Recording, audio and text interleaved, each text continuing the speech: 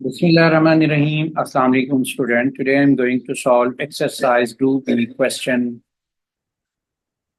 of Oxford Mathematics D3 8th edition. Before starting the question, I request you please subscribe my channel and press the bell icon button. Let's start question number 1. In the figure, the curve y equal to x squared plus 7x plus 6 cuts the x-axis at 2 points A and B.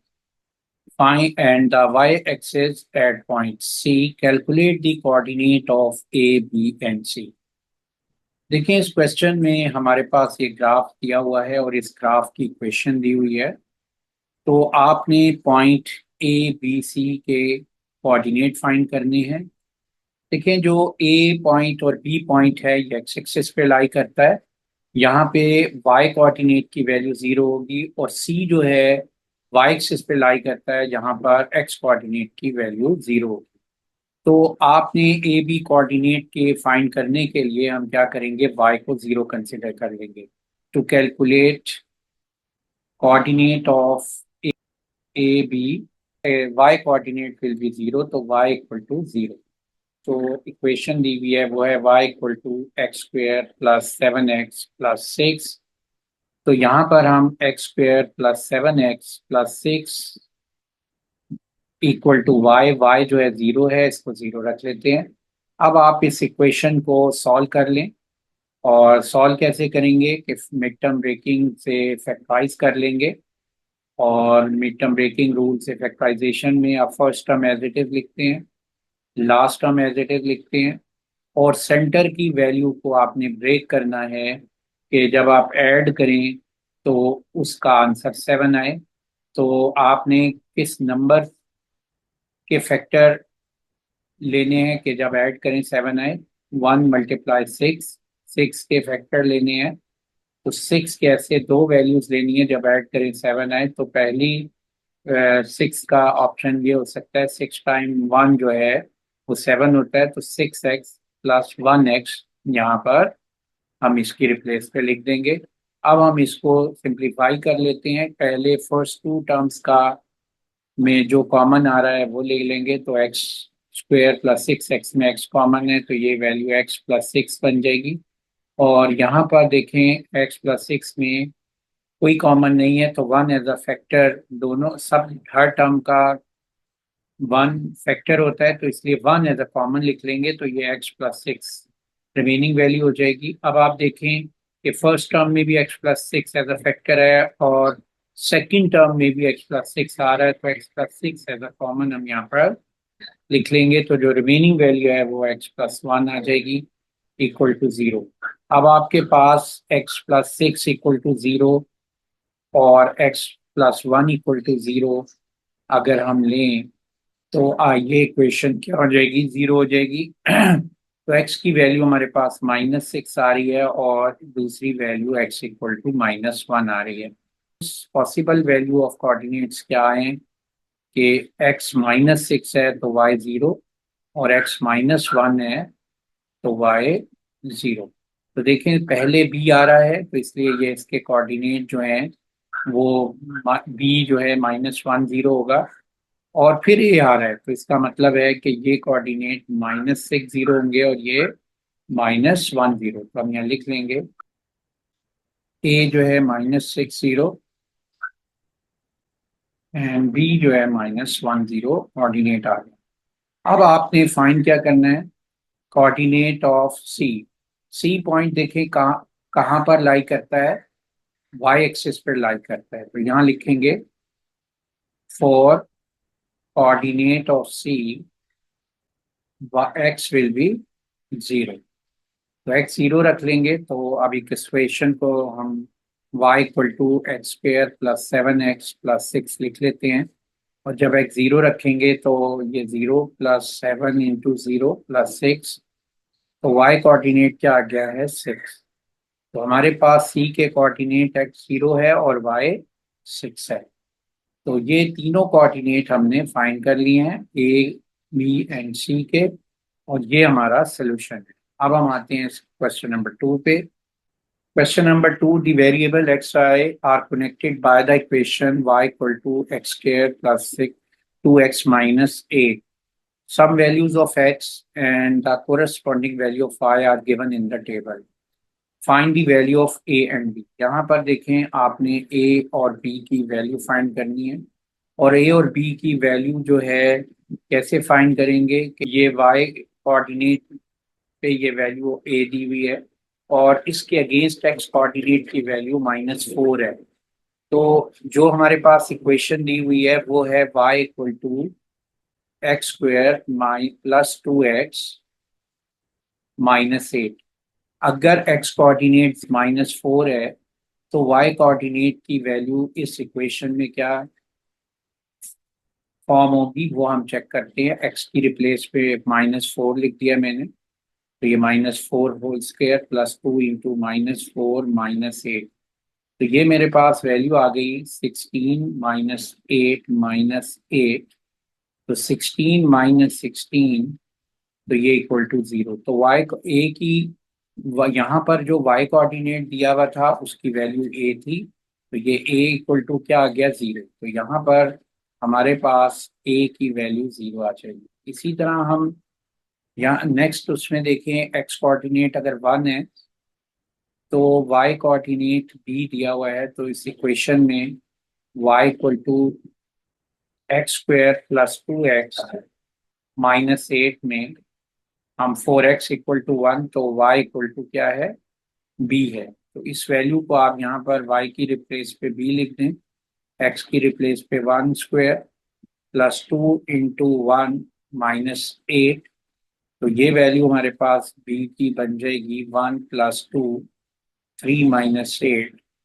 तो b की value क्या आ रही है -5। तो ये हमारे पास b coordinate आ गया है -5 और x कोऑर्डिनेट क्या था 0।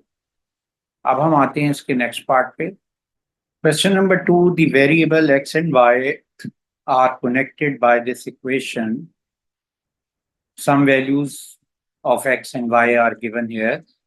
Part B, on a sheet of paper using scale 2 centimeter represent 1 unit x on x-axis, 1 centimeter to represent 1 unit on y-axis. Draw the graph of y equal to x square plus 2x minus 8 equal to -8 for values of x -5 to। देखिए यहाँ पर आपने graph draw करना है, जैसे आप book 2D2 में सीख चुके हैं ग्राफ हम कैसे ड्रॉ करते हैं। तो यहाँ पर ये वैल्यूज दी हुई हैं एक्स एंड वाई की, इन वैल्यूज को इस ग्राफ पे हमने ड्रॉ करना है। स्केल हमारे पास है एक्स एक्सिस का 2 सेंटीमीटर 1 यूनिट और वाई एक्सिस का 1 सेंटीमीटर 1 यूनिट। तो यहाँ पर हम ग्राफ को मैं यहाँ ड्रॉ कर लेता हूँ। यहाँ पर ये मैंने ग्राफ ड्रॉ कर लिया है। इस ग्राफ पे मैंने एक्स एक्सिस और हॉरिजॉन्टल लाइन को हम एक्स एक्सिस कहते हैं, वर्टिकल लाइन को हम वाई एक्सिस कहते हैं। और ये ऑलरेडी आपको मालूम है कि ये हॉरिजॉन्टल लाइन है, इसको हम एक्स एक्सिस बोलेंगे और इसको वाई वर्टिकल लाइन को वाई एक्सिस बोलेंगे। अब यहाँ पर जो स्केल दिया हुआ था उसके अकॉर्डिंग ये मैंने ग्राफ ड्रॉ किया है। स्केल क्या था कि 2 centimetre 1 unit on x axis. तो आपको मालूम है कि एक जो बिग स्क्वायर होता है वो 1 सेंटीमीटर के इक्वल होता है, तो इसका मतलब 2 स्क्वायर जो होंगे 2 सेंटीमीटर के इक्वल होंगे। तो 2 सेंटीमीटर को हमने 1 यूनिट रखा है एक्स एक्सिस पे और उसके अकॉर्डिंग यहाँ पर मैंने वैल्यूज लिख दी हैं। हर 2 स्क्वायर के बाद मैंने एक 1 यूनिट वैल्यू इंक्रीज कर दी है। और इसी तरह जो लेफ्ट साइड पे वैल्यूज है वो नेगेटिव में है। अपवर्ड जो वैल्यूज हैं वो 1 सेंटीमीटर 1 यूनिट है और उसके अकॉर्डिंग 1 स्क्वायर 1 यूनिट के इक्वल रख लिया हमने, क्योंकि 1 स्क्वायर 1 सेंटीमीटर के इक्वल होता है, इसलिए 1 स्क्वायर पर हमने 1 यूनिट मार्क कर दिया है और ये वैल्यूज मैंने यहाँ पर मार्क कर दी हैं। अब हम इसको ग्राफ को ड्रॉ करते हैं। तो सबसे पहले हमारे पास जो पॉइंट है वो है -5 7। तो आपने सबसे पहले -5 पे वाई एक्स कोऑर्डिनेट पे मूव करना है और जहाँ से आपने एक वर्टिकल लाइन ड्रॉ करनी है -5 से। तो ये वर्टिकल लाइन ड्रॉ कर दी है। फिर 7 जो है इसका वाई कोऑर्डिनेट है, यहाँ से एक हॉरिजॉन्टल लाइन ड्रॉ की जहाँ पर ये दोनों मीट करते हैं उस पॉइंट को मार्क कर दें। तो यहाँ पर मैं ये पॉइंट मार्क कर देता हूँ। उसके बाद आपने नेक्स्ट वैल्यू -4 है और y कोऑर्डिनेट 0 है, तो ये पोजीशन इसकी -4 0 होगी, क्योंकि y कोऑर्डिनेट पे 0 आ रहा है, तो इसलिए ये वर्टिकली हमने नो मूवमेंट है। उसके बाद -3 5, -3 -5, तो ये x कोऑर्डिनेट -3 और y कोऑर्डिनेट -5। तो आपने ये एक वर्टिकल लाइन ड्रॉ करेंगे -3 से, और -5 से एक हॉरिजॉन्टल लाइन ड्रॉ करेंगे। जहां दोनों मीट करेंगी वो पोजीशन पे आपने पॉइंट मार्क कर देना है। यहाँ ये पोजीशन है जहां पर ये दोनों मीट करती हैं। -3, इसके सामने एक्स कोऑर्डिनेट -3 है और ये -5। इसी तरह नेक्स्ट है -2 -8, तो दिस इज -2 और ये वर्टिकली मैंने मूव किया डाउनवर्ड, और इधर से हॉरिजेंटली मूव किया और ये पोजीशन आ गई -2 -8। इसी तरह -1 -9, तो यहाँ पर ये पोजीशन बन रही है -1 -9, तो ये मैं इसको ये लिख देते हैं -1 -9 दिस पोजीशन। और आप देख सकते हैं कि वर्टिकल ये लाइन इधर से आप लेकर आएंगे, इधर से हॉरिजॉन्टल लाइन जहाँ पे मीट करेगी ये पोजीशन होगी। उसके बाद हमारे पास आ जाता है 1 -5, तो 1 जो है this is the x coordinate 1, और -5 ये पोजीशन बनती है। और फिर है 2 0, तो 2 आपके पास एक्स कोऑर्डिनेट 2 है और वाई कोऑर्डिनेट की वैल्यू 0 है। तो इस पॉइंट को आप मार्क कर देंगे, क्योंकि वर्टिकली आपने कोई मूवमेंट नहीं करनी। हॉरिजेंटल एक्सिस पे 2 यूनिट, वाई को एक्सिस 0 है, तो इसलिए वर्टिकली आपने नो मूवमेंट। फिर है 3 7, तो ये आपके पास पोजीशन है 3 और ये सामने आ गया 7, तो ये पॉइंट आप मार्क कर लें। और इसको आप चेक कर सकते हैं कि पहले एक वर्टिकल लाइन लगाएं, इधर से एक हॉरिजॉन्टल लाइन 7 से लगाएं। 3 से आपने वर्टिकल लाइन लगाई जो कि एक्स कोऑर्डिनेट था, और वाई कोऑर्डिनेट 7 था, यहाँ से आपने एक हॉरिजॉन्टल लाइन लगाई। जहां दोनों मीट किया उस पॉइंट को मार्क कर दिया।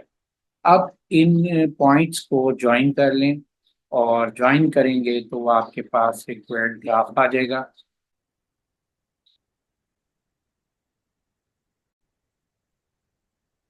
इन पॉइंट्स को ज्वाइन करने से ये हमारे पास ग्राफ ड्रॉ हो गया है।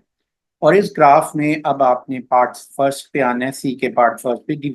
सी का पार्ट फर्स्ट करेंगे, find the value of y when x y equal to 3। तो हम y इक्वल टू 3 एक स्ट्रेट लाइन ड्रॉ करेंगे, और ये स्ट्रेट लाइन हॉरिजॉन्टल लाइन होगी जो y एक्सिस को 3 से पास होगी। यानी कि y को उसकी y एक्सिस की वैल्यू जो है जिस पॉइंट पे 3 है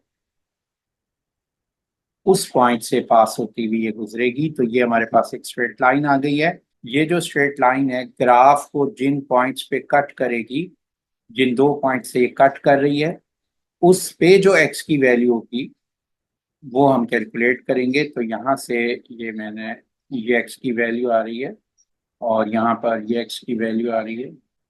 अच्छा, ये एक्स की वैल्यू नोट करें, ये वैल्यू -4.4 और 4.5 के बिटवीन है ये पॉइंट जो है। तो इस वैल्यू को हम लिखेंगे -4.45, और इसी तरह यहाँ भी ये एग्जैक्ट 2.3 पर 2.5 पे नहीं है, 2 और 3 के बिटवीन ये पॉइंट है 2.5। और ये पोजीशन है जिससे ये थोड़ा पहले है, तो ये 2.4 और 2.5 के बिटवीन यानी 2.45 ये वैल्यू बनेगी एक्स की। तो ये हमारे पास एक्स की वैल्यूज आ जाएंगी। अब आते हैं इसके मिनिमम पार्ट सेकंड पे, the find the minimum value of y. Minimum value of y किसी भी ग्राफ में टर्निंग पॉइंट पे जो वैल्यू होती है वो या मैक्सिमम होती है या मिनिमम होती है। अगर ग्राफ अपवर्ड ओपन हो रहा है जैसे यहाँ पर हो रहा है, तो वहां पर जो ग्राफ पे टर्निंग पॉइंट रहेगा वो वैल्यू मिनिमम होगी। वाई की वैल्यू वहां पर मिनिमम होती है। यहाँ नोट करें कि यहाँ टर्निंग पॉइंट कौन सी किस पोजीशन पर है, ये टर्निंग पॉइंट है। और इस टर्निंग पॉइंट पे वाई की जो वैल्यू है वो कितनी आ रही है, -9। तो यहाँ हम लिख देंगे वाई इक्वल टू -9, और इसमें इस पॉइंट को हम कहते हैं -1 -9। और दूसरा पार्ट डी है state the equation of line of symmetry of the graph. Line of symmetry turning point से पास होने वाली वर्टिकल लाइन को हम यहाँ पर इसको ड्रॉ कर लेते हैं, जो कि टर्निंग पॉइंट से पास हो रही है। तो इस लाइन को मैं यहाँ ड्रॉ कर देता हूँ। तो ये वर्टिकल लाइन को हम कहेंगे लाइन ऑफ सिमेट्री। और जहन में रखिएगा जो एक्स कोऑर्डिनेट होता है ना टर्निंग पॉइंट का, वो वैल्यू x इक्वल टू -1, तो वही लाइन ऑफ सिमेट्री होती है। तो ये हमारे पास लाइन ऑफ सिमेट्री आ गई।